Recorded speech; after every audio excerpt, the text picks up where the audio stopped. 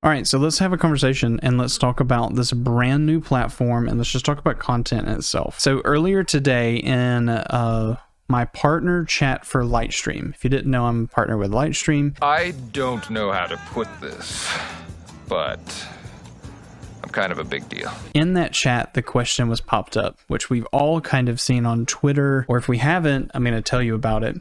This new platform called Kick just got created, and from this new platform called Kick, it sparked this conversation and made people think of Mixer, made people think of like Facebook gaming. When they created new platforms, should I be jumping on these new platforms to be able to stream and be successful with whatever I'm doing? So what do people do? They throw themselves into these brand new platforms, invest a bunch of time, and consistently these platforms fail.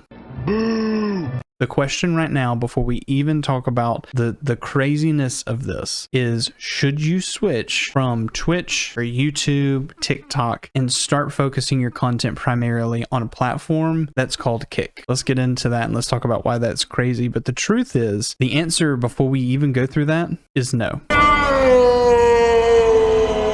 So I guess that ends this video and this stream that we're doing this on. By the way, we have live stream going right now, and I'm recording this while live. So we're going to have this chat. I'm going to ask some questions to them to see what they think. And we're just going to kind of make some analogies, okay, and see how it goes. But let's jump into it. Kick is a platform that is basically a carbon copy. That man's an imposter.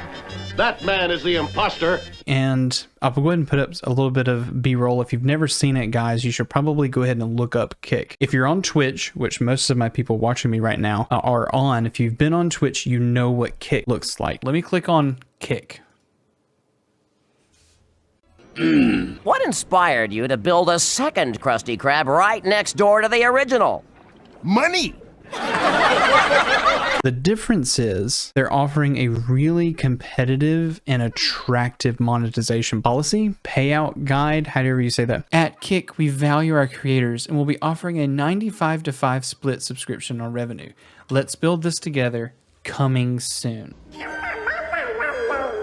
They're offering 100% bit return, as in when a person buys bits and donates it to the streamer, that is 100% direct to streamer. Subscriptions are 95% pay to the streamer. Hello, I like money.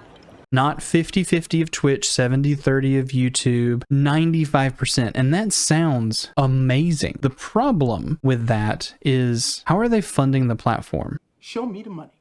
How are they paying for the transcoding? How are they paying for the server space? How are they going to bring over sponsors? Do they have ads yet? What's funding that? Is it just subscriptions, subs? How do you get monetized? So we're gonna unpack kind of everything you might need to know about that right now. So number one, what is shady and what you need to know is it's actually run by a different company. So there's a gambling company, and I wish that I had this up and ready to go, but I'm going to go ahead and pull it up right now to go ahead and say it. But there's this company that is basically an online gambling company, and they're the ones that are actually like co-sponsoring and co-featuring themselves as an owner of this channel. I'm pulling up right now. It's also owned by Stake. If you don't know who Stake is, they're an online gambling cryptocurrency company. And so they're the ones running this, and Trainwreck is kind of pushing it, whatever the case. Trainwreck's the guy who's supposed to be pushing this, is streaming on Twitch.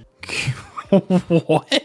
But when you start thinking about who owns this platform and how they're funding themselves, there's money there. It's online gambled cryptocurrency. A, which is volatile. B, which is already just kind of, you can feel about gambling however you want to feel, but what have we seen about that in historical when it comes to like consistent money? It's my money and I need it now. Eventually there's going to be a moment where these companies, and Kick in particular, are going to have to think, we should restructure how we do this. We're either going to bring in more ads or take away cost from the creators and then make their splits different, or we're going to have to add in some kind of subscription model for everyone. We're going to have to raise monetization threshold to pay for less transcoding, etc., aka Twitch. I mean, that's just what it is. Twitch is a business that is losing revenue over time and consistently compared to other platforms. It's just what it is. If you're going to try to think about that before you even consider jumping into something like Kick, that is the truth. Now, however, should you jump over to Kick? So when Mixer came out, this was like, what, 2018? Oh my gosh, roast me in the comments. Somebody in chat correct me. When did Mixer come out? It's been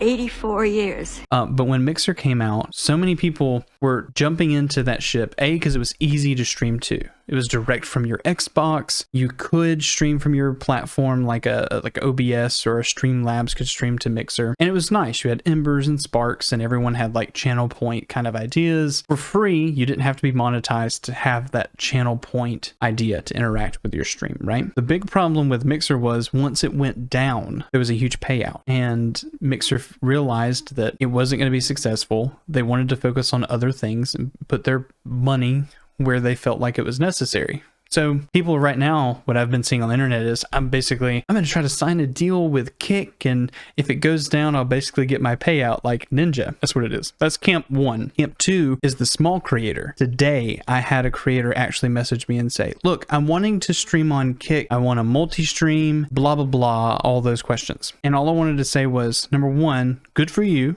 Multi-streaming is great. That's fantastic. Mixer technically released in 2016, closed services in 2020. Dang, I was way off in 2018. Thank you, Steve. But when it comes to like Kick, and should you multi-stream into it, and however you can, please make sure you follow your Twitch affiliate contract, or if you've signed a partnership contract or an affiliate contract. Because he broke the rules. What rules? You can't multi-stream to a platform, even though there's so much misinformation. Whatever the case. You can, you're just breaching contract. And especially with a copy of it direct, I would be very careful doing that.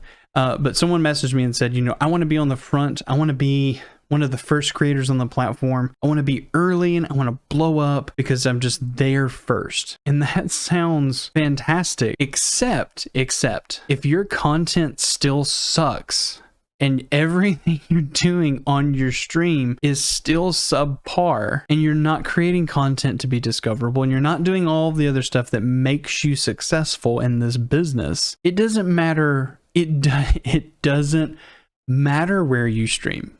You could be on every platform in the world. It doesn't matter. The moment you end your live, your videos are undiscoverable. I don't think Kick has any kind of discoverability. It ought to be here.